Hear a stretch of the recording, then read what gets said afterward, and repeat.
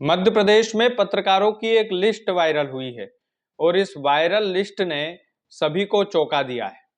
इस लिस्ट में पत्रकार का नाम है, महीने के उनको कितने रुपए सरकार देती है, वो रुपए वो रकम उस नाम के आगे लिखी हुई है। किसी पत्रकार के नाम के आगे 25,000 लिखा है, किसी के आगे 1 लाख लिखा है, किसी के आगे 1.5 लाख लिखा है।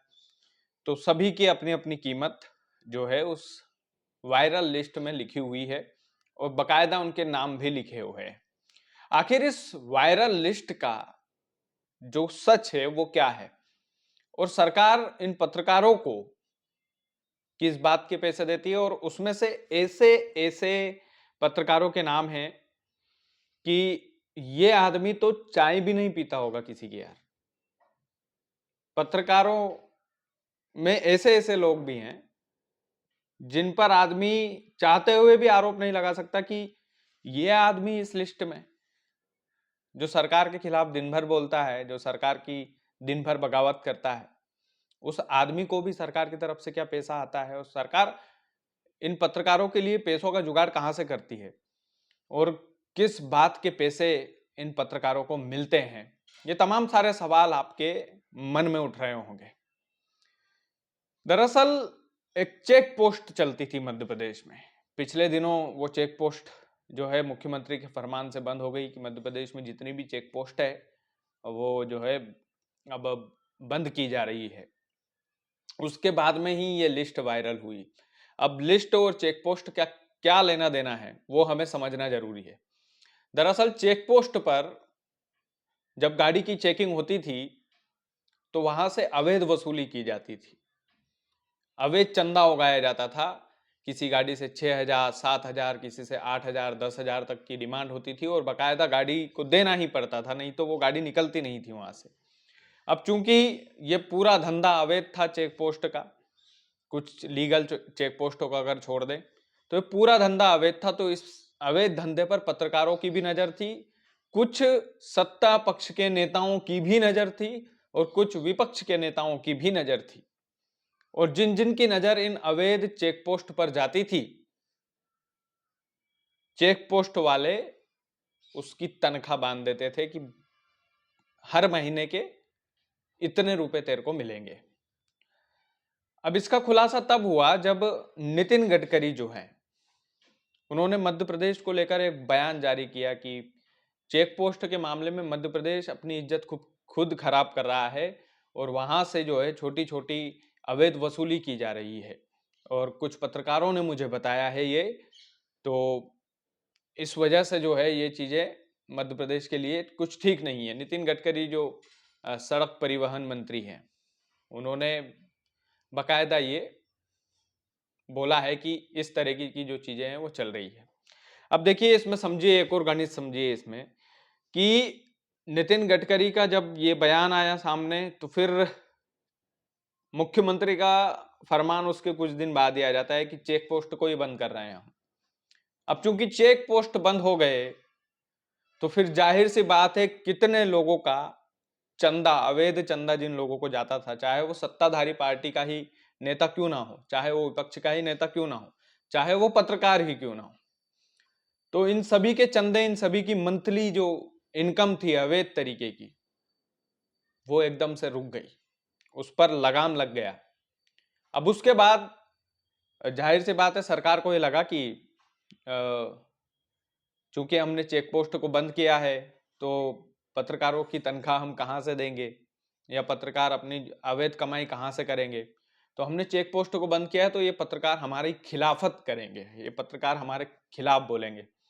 तो कुछ सलाहकार होते हैं, बड़े बड़े आईएएस ऑफिसर होते हैं सरकार को सलाह देने वाले, तो उन आईएएस ऑफिसरों की सलाह से जो है मुख्यमंत्री या मुख्यमंत्री निवास कह सकते हैं, वल्लभ भवन कह सकते हैं, या फिर भोपाल के कोई बड़े कार्यालय को हम ये कह सकते हैं कि वहां से एक सूची जारी हो जाती है कि जब इनकी इज्जत ही खराब हो जाएगी, जब ये पत्रकार बिकाऊ ही साबित हो जाएंगे, तो फिर ये सरकार की खिलाफत नहीं करेंगे।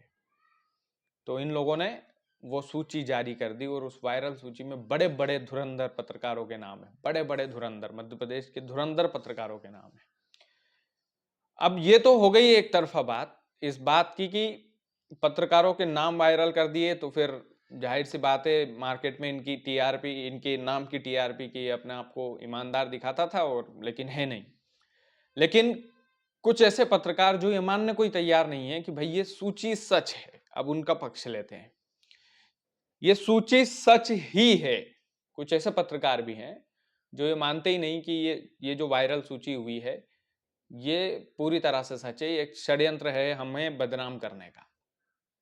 तो अब उनके पक्ष में ये है कि हो सकता है वाकई में बदनाम करने का षड्यंत्र ही हो, क्योंकि जो व्यक्ति ये खबर लगाता हो कि मोहन यादव सरकार में कुछ ठीक नहीं चल रहा है, जो पत्रकार ये खबर लगाता हो कि आरएसएस अब बीजेपी के साथ नहीं है, जो पत्रकार लगातार सरकार की खिलाफत करता हो, आप मानिए कि मुझे मान लीजिए 1 लाख रुपए प्रति महीने तनख्वाह देती है सरकार, 50,000 रुपए प्रति महीने तनख्वाह देती है, 25,000 भी देती है, तो क्या मेरी हिम्मत होगी कि मैं कैमरे के सामने ये बोल पाऊं कि मोहन यादव सरकार पत्रकारों को खरीद रही है?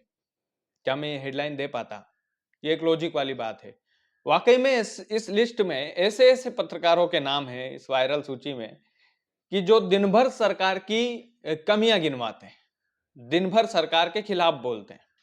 अगर उनको सरकार तनख्वाह देती है, सरकार की तरफ से मंथली इनकम, मंथली पैसा उनको आता, तो क्या वो सरकार के खिलाफ बोल पाते? सबसे बड़ी चीज ये।